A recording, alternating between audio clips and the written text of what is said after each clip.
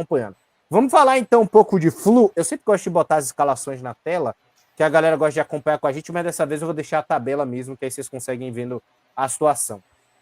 O Fluminense, ele joga de uma maneira interessante, tá? E o Fluminense, ele tem um trunfo na manga que permite esse jogo dele acontecer.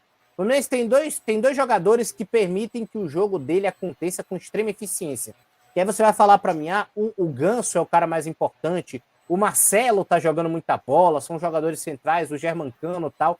Essa é a estrutura principal, mas para essa estrutura principal funcionar, esse meio-campo, essas aproximações dos jogadores, né? Da zaga, do meio-campo, essa troca de passos, o Fluminense construindo o jogo até o campo de ataque, essa beleza que é ver o jogo de futebol do Fluminense, ele precisa de um motor. Alguém que também ajude essa troca de passes a acelerar. E muito responsável por isso é o André e o Alexander. São dois caras que, além de serem marcadores espetaculares e que ajudam o Fluminense a ser eficiente na marcação de contra-ataque, que é uma marcação muito complicada, tá? Inclusive hoje é o calcanhar de Aquiles do rival, do próprio Flamengo. É um time que toma muito gol em contra-ataque. O Flamengo tem uma zaga muito lenta. Não é o caso do Fluminense. O Nino consegue acompanhar. O Felipe Melo, apesar da idade, ainda tem uma certa saúde física também. O Samuel Xavier consegue fechar, porque o Marcelo, né, também iria sobrecarregar um cara que ajuda na parte ofensiva. Mas o André e o Alexander são esses caras. Eles conseguem fazer acompanhamento, eles conseguem fazer recuperação, eles conseguem repor. Então, ao mesmo tempo que eles dão essa segurança defensiva, eles permitem que o Fluminense vão para o ataque ajudando a chegar, eles também ajudam nessa recuperação. Então, eles são os dois pulmões da equipe do Fluminense que fazem essa equipe gerar o tempo todo, tá? Indo para frente e para trás, para frente e para trás. Se não, só o Marcelo e o Ganso tocando bola, em algum momento alguém ia travar. Então, ele precisa de um elemento surpresa que ajude também esse jogo funcionar. E esses elementos, né, no caso, são o Alexander e o André. Entendendo isso, o Fluminense ele ganha essa velocidade com esses jogadores. Hoje tinha um cara ainda mais importante, porque o River Plate está marcando bem a equipe do Fluminense. Ele está fechando em bloco, ele junta 3, 4, às vezes até 5 jogadores no mesmo setor, e o Fluminense até consegue trocar passes, tal, pela qualidade, mas tem dificuldade, não consegue ganhar espaço. Quem conseguia fazer essa diferença no começo do jogo? John Arias e Keno. Porque eles conseguem pegar essa bola e aí, né, muitas vezes aqui eu até elogio, tal, eu até critico bastante, né, alguns jogadores como Everton Cebolinha, tal, a galera deve pensar, pô, Sérgio odeia ponta. Não. Não é isso. O Keno é um jogador importante. O John Arias é um jogador importante. E aí são inteligentíssimos, inclusive. São jogadores agressivos. Tem momentos que o time precisa disso.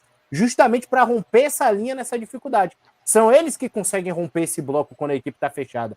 Então o Fluminense chegava, conseguia trocar passes. É assim que acontece o gol pelo lado esquerdo. Quando o Keno consegue o drible na velocidade, toca para trás. O Cano, né, tira de 2 zagueiros num toque só e bate no ângulo do goleirão Armani, né? O gol sai numa jogada do Keno, que ele quebra aquela linha de defesa ali, e aí ele devolve para trás quando o Cano já tá praticamente na entrelinha, né? A entrelinha basicamente gente, é o espaço entre um bloco e outro, para eu não falar entrelinha e ficar vazio aqui.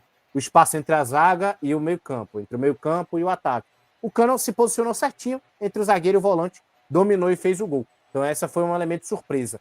Muda uma coisa com isso com a equipe do Fluminense, que o Keno, para quem não sabe, saiu no primeiro tempo, lesionado, né? Sentiu ali uma chegada um pouco mais forte. Entrou o Lima, ex-jogador do Ceará. Não é característica do Lima ser um jogador agudo, tá? Ele tem essa qualidade também, mas ele não é aquele cara que você vai ser acionado o tempo todo, ainda mais numa equipe como a do Fluminense, que é extremamente organizado, que você vai tomar a liberdade o tempo todo de partir para uma jogada individual. Então ele é um jogador mais apoiador de meio campo. Apesar de ter essa característica também, né, um pouco mais veloz e tudo mais, ele não é esse jogador agressivo. Então o Fluminense perde isso ali um pouco no final do segundo tempo e fica dependente o tempo todo, aí você já percebe. O Cano volta mais para buscar bola, tem mais lançamento para inversão de lado para o John Arias. Então o Fluminense fica um pouco mais previsível. O Diniz pode ter algumas sustentações e alguns apoios que podem mudar isso para o segundo tempo. Depois eu falo um pouco mais de River Plate, porque as duas equipes já estão perfiladas ali no centro do gramado para começar o segundo tempo, Edição. Mexeu ali, talvez uma dessas opções, talvez é o próprio John Kennedy, que está no banco. John Kennedy, tem ali o próprio Alan também, o Lele, que veio da equipe do Rio de Janeiro. Bola em jogo!